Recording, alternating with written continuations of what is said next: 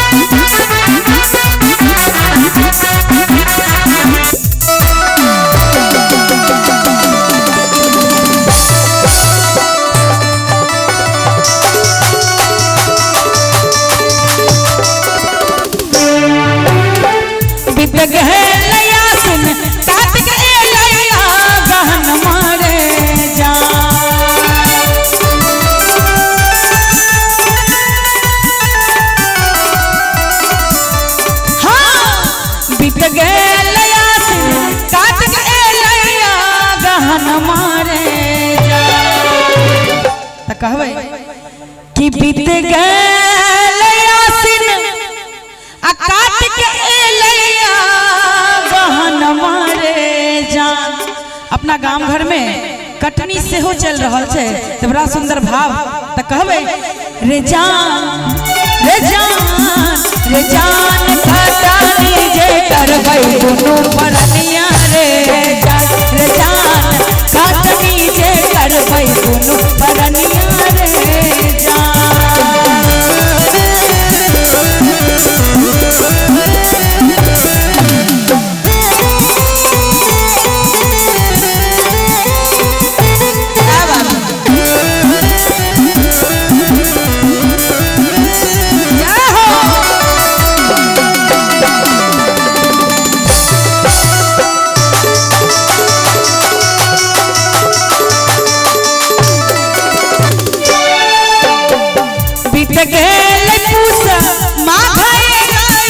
फगुन मारे जान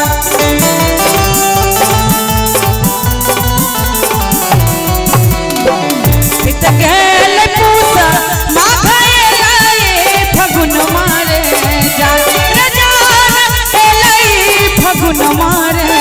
जान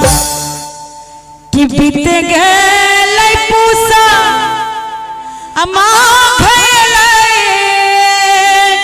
फगुन मारे जान। अपना सबके 12 महीना में एक फागुन महीना एहन होई छे जे खुशी उमंग से भरल रही छे। तो बड़ा सुंदर भाव मिथिला रत्न से सम्मानित श्रीमान राम सेवक ठाकुर जी के रचना का ई लाइन में जोड़ी आ बड़ा सुंदर भाव सुनाबी कि पिया करुणे हरा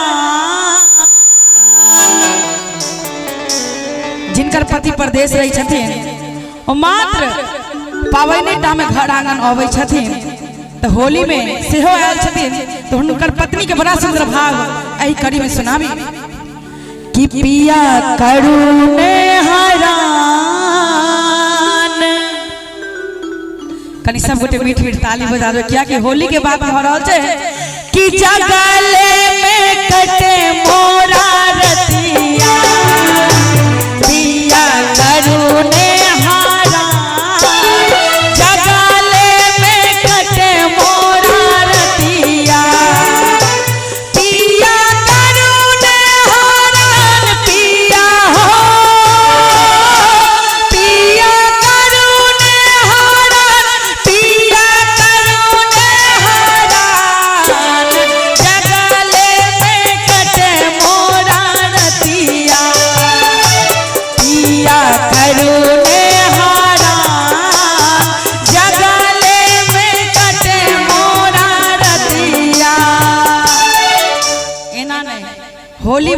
देबाक चाहिए। तो कनी दोनों हाथ उठा दियो सब गोटे, एक बार करकरा के सब गोटे ताली बजा दियो। जिनका भगवती एक हाथ देने छथिन एक हाथ उठाएब, जिनका दोनों हाथ सुरक्षित देने छथिन दोनों हाथ उठाएब और ताली बजाइए कि पिया करुणे हरान जगले में कट मोरा रतिया, पिया करुणे हरान जगले में कट मोरा रतिया, पिया करुणे हरान पिया हो, पिया करुणे हरान पिया करुणे हरान जगले में कट मोरा रतिया, पिया करुणे हरान जगले में कट मोरा रतिया, पिया करुणे हरान जगले में कट मोरा रतिया, पिया करुणे हरान जगले में कट मोरा रतिया। त कहबै कि होलिया जे खेलबै दुनू परनिया रे जान रे जान, होलिया जे खेलबै दुनू परनिया रे जान, कोने रे मास बसवा हरिया गेलै है नाना, कोने रे मास बसवा हरिया गेलै है नाना, हरिया गेलै है नाना, कोने रे मास अरे कोने रे मास, कोने रे मास है राजा बलम जी विदेशिया गेलै है नाना, कोने रे मास है राजा बलम जी विदेशिया गेलै है नाना, कोने रे मास है बसवा हरिया गेलै है नाना, कोने रे मास है बसवा हरिया गेलै है नाना, हरिया गेलै है नाना, कोने रे मास, कोने रे मास, कोने रे मास है राजा बलम जी विदेशिया गेलै है नाना, कोने रे मास है राजा बलम विदेशिया गेलै है नाना।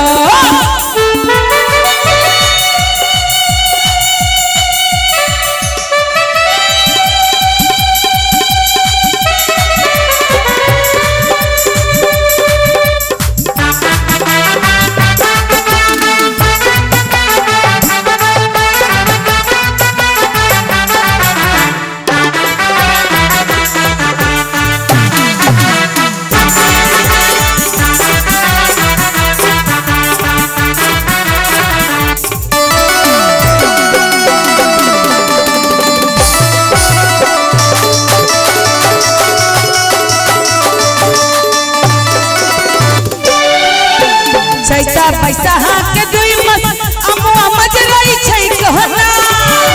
चैता बैसाहा के दुई मस अमुआ मजरई छै कहना, रे अमुआ मजरई छै कहना, किटकुला तोरा हाथ दियो रे बापिया मोरा चटनी खे दिनना, किटकुला तोरा हाथ दियो रे बापिया मोरा चटनी खे दिनना, चैता बैसाहा के दुई मस अमुआ मजरई छै कहना,